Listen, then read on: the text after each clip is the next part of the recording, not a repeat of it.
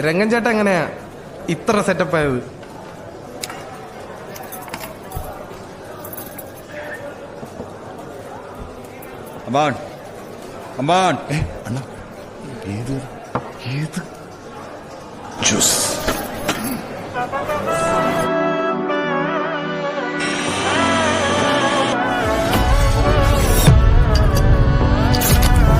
ಜಗಳ ಮಾಡ್ಬೇಕಂದ್ರೆ ಅಂಗಡಿಗೆ ಆಚೆ.